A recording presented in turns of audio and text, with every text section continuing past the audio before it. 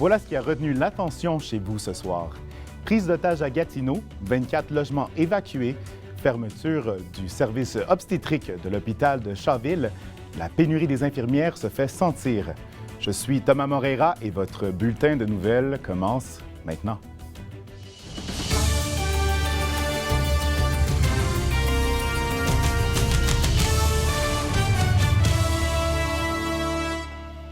On commence votre bulletin de nouvelles avec une situation inquiétante. Un homme armé refuse de libérer une femme qu'il détient dans une résidence avec lui. Justine, le suspect est agité. Il refuse de collaborer avec les policiers. C'est exact. Donc, les policiers qui sont en négociation avec cet homme âgé de 36 ans qui refuse de libérer cette femme dont on ignore toujours l'identité. Et en fait, je tiens à préciser que jusqu'ici, il n'y a personne de blessé. Et Thomas, ça se passe derrière moi, donc je vous invite à regarder. On est au 115 rue Louis-Hébert, tout près de la rue Muchmore, dans un quartier populaire de Gatineau. Vous voyez le périmètre de sécurité qui est en place et d'ailleurs, la rue qui est bloquée des deux sens. Donc, personne ne peut reculer. Et Thomas, je vous rappelle les faits. Donc, les altercations qui ont débuté hier soir, dans les environs de 11h30. Donc, il faut le dire, là, ça fait plus de 12 heures que cette femme elle est prise d'otage dans cette maison. Donc, d'ailleurs, nous nous sommes entretenus avec quelques voisins qui, eux, en avaient beaucoup à dire. On les écoute. En 11 ans propriétaire ici, je n'ai jamais, au grand jamais, eu des problèmes ici ou quoi que ce soit le soir. Il n'y a jamais rien eu ici, c'est tranquille au bout. À notre réveil à 7 heures, on a bien vu qu'il y avait encore des polices. Puis là, on checkait sa TV, on a bien vu que quelque chose se passe. Il y a un forcené. Donc voilà, vous entendez, ils sont surpris, mais surtout inquiets. Il faut le savoir, c'est un quartier qui est à l'habitude tranquille, donc jamais on n'aurait pu s'imaginer qu'une telle chose aurait pu se produire.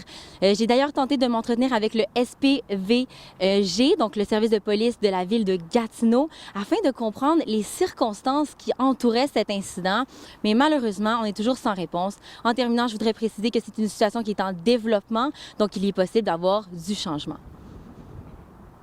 Merci Justine. On suit la nouvelle de très près. Où allons-nous accoucher? C'est la question que posent plusieurs femmes enceintes dans le Pontiac. Le Centre intégré de santé et de services sociaux de l'Outaouais a annoncé la fermeture temporaire du service obstétrique de l'hôpital de Shawville. Le service sera interrompu pour une durée de 6 mois. Il s'agit de la 14e fermeture qu'a connue ce département depuis le mois d'août dernier. La raison? Le manque de personnel. La CISS juge qu'il s'agit d'une pause qui sera bénéfique pour l'hôpital, une pause qui leur permettra de rebâtir leur équipe d'infirmières. Les mères pourront tout de même continuer leur suivi de grossesse dans le Pontiac, mais elles devront accoucher à l'hôpital de Gatineau ou la maison de naissance de l'Outaouais. Cela fait déjà 16 jours que dure le blocus des voies ferrées par des manifestants autochtones. Ces manifestations visent à appuyer les Wet'suwet'en contre la construction d'un oléoduc en Colombie-Britannique dans leur territoire ancestral. Et Ariane, Justin Trudeau a enfin pris la parole. Exactement. Plus tôt en journée, le premier ministre Justin Trudeau a tenu une conférence de presse. Il s'est montré très clair, Thomas. Les barricades doivent être démantelées, les injections doivent être levées et les règles se doivent d'être respectées. Alors, comme on le sait, le blocage est important et c'est un blocage qui paralyse le transport ferroviaire, non seulement au Québec, mais bien dans l'entièreté du Canada. Le premier ministre affirme que c'est une crise qui se doit d'être gérée de façon délicate puisqu'elle pourrait compromettre les relations avec les Wet'suwet'en. Justin Trudeau se dit maintenant impatient face à la situation. Il a annoncé qu'il est tout de même ouvert aux discussions, mais qu'il rappelle qu'une grande part des responsabilités reviennent aux chefs héréditaires des peuples autochtones. François Legault, pour sa part, a pris aussi parole. Il demande de rencontrer ses homologues des autres provinces pour trouver une solution rapidement. Et Ariane, le blocus a eu plusieurs conséquences du point de vue national autant que provincial.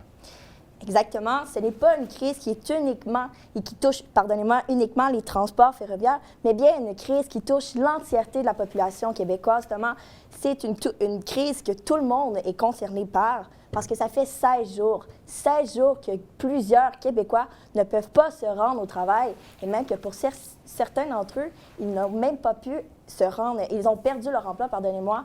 On comptabilise jusqu'à maintenant 1500 pertes d'emplois, ce qui est énorme, Thomas.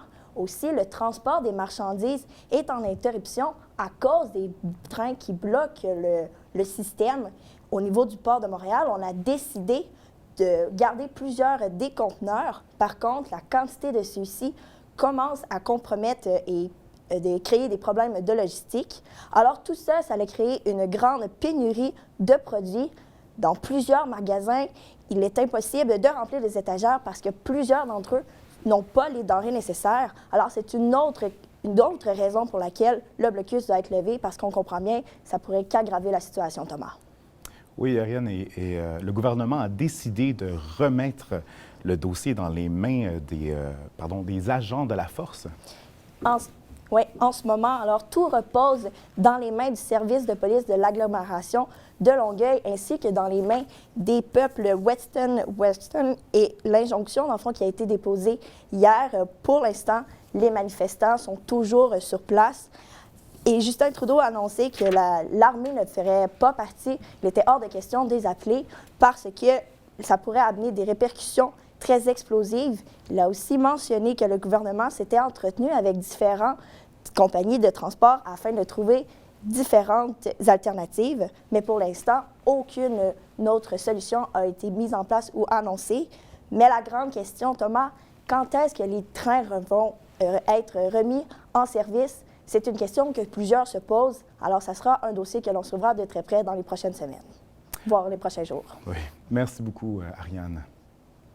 2 millions d'élèves sont aujourd'hui en congé forcé. 4 syndicats des travailleurs de l'éducation se sont unis sous une même bannière pour manifester devant l'Assemblée législative à Toronto ce matin. 200 000 syndiqués dénoncent les compressions de la part de l'administration Ford, ainsi que la lenteur des négociations. Geneviève Tellier, politologue, est avec nous en studio pour discuter des enjeux qui sont en cours. Bonjour, Mme Tellier. Bonjour, M. Moreira. Merci d'être ici présente avec nous. Écoutez, vous êtes une experte en politique budgétaire et vous êtes professeur aussi. Quelle est la situation? Est-ce que les professeurs, leurs demandes sont-elles exagérées? Vous faites bien de souligner l'aspect monétaire du conflit. Il y en a un, parce que M. Ford dit, j'ai des coupures budgétaires à faire, je dois rééquilibrer mon budget. Mais en même temps, le cœur, le noyau du problème, c'est pas sur les augmentations salariales. Alors, les enseignants demandent, eux, davantage de ressources dans les salles de classe. Et avec ça, ils ont l'appui de beaucoup de parents à travers la province. Ouais. Mais ça ne choque pas nécessairement sur des questions monétaires. M. Ford, oui, le gouvernement va dire, écoutez, nos mains sont liées, on a peu de ressources pour le faire, mais les enseignants et les syndicats vont dire non, mais c'est l'avenir de nos enfants, alors il faut dégager Vous parlez d'aide dans les salles de classe, donc j'imagine, en fond, que vous parlez aussi de la taille, dans le fond, le nombre d'enfants par classe. Oui. Je sais qu'on est présentement à 22,5 en moyenne en classe en Ontario. Est-ce que ça va vraiment changer quelque chose, dans le fond, qui rajoute 1 ou 2? On le sent déjà. Oui. Puis effectivement, ça dépend où on est. Vous le dites, c'est une moyenne. Quand on parle d'une moyenne, ça va défavoriser les petites écoles dans les régions rurales. Puis c'est qui ces petites écoles-là? C'est souvent les écoles franco-ontariennes qui, là, vont devoir composer avec une même demande, mais beaucoup moins de ressources.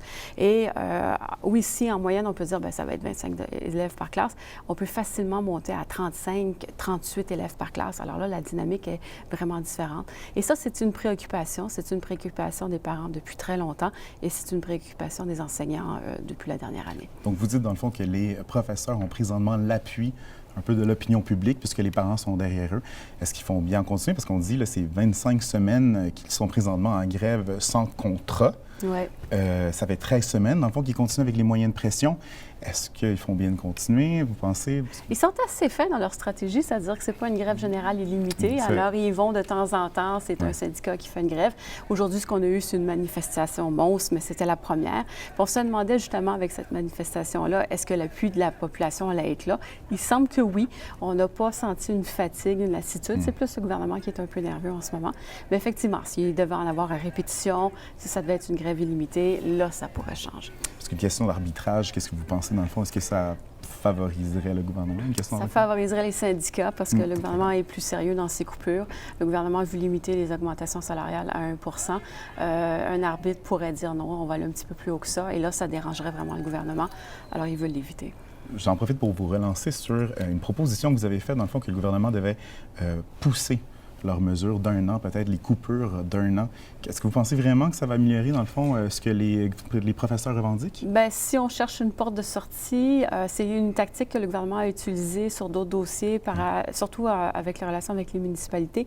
Alors, si le gouvernement disait, bien, écoutez, on va réfléchir un peu et pour la prochaine année, on va regarder les salles de classe telles qu'elles sont en ce moment. On va mettre de côté aussi les cours en ligne. Aussi, ça, c'est un autre dossier contentieux. Ça pourrait être une solution, à mon avis, mais de court terme, mais qui réglerait la crise actuelle. Merci beaucoup, Mme Tellier. Je vous remercie d'être ici en studio avec nous. Ça fait plaisir. Au revoir. Au revoir. Les 200 Canadiens qui étaient à bord du Diamond Princess sont enfin arrivés à Cornwall. Aucun n'est porteur du COVID-19, aussi connu sous le nom de coronavirus, mais ils devront rester en quarantaine pendant 2 semaines. À l'international, l'OMS refuse toujours de parler de pandémie pour le moment. Plus de 75 000 personnes sont atteintes du COVID-19 en Chine et 1 100 ailleurs dans le monde. Au Québec, aucun cas de contamination n'a été confirmé. Toutefois, 8 cas sont répertoriés au Canada, dont 3 en Ontario. On parle beaucoup d'environnement depuis quelques mois et ça a notamment été l'un des sujets chauds de la dernière campagne électorale fédérale. Malgré de nombreuses études démontrant que l'activité humaine est la principale cause des changements climatiques, plusieurs restent sceptiques. Audrey-Anne, le dernier reportage que vous avez fait a été populaire. Qu'est-ce que vous nous réservez cette semaine? Oui, en effet, Thomas, vous l'avez mentionné, les changements climatiques sont au cœur de plusieurs débats, qu'ils soient économiques, politiques ou sociaux. Et c'est pourquoi je me suis penchée sur la question en créant une série de 4 reportages qui traitent du sujet.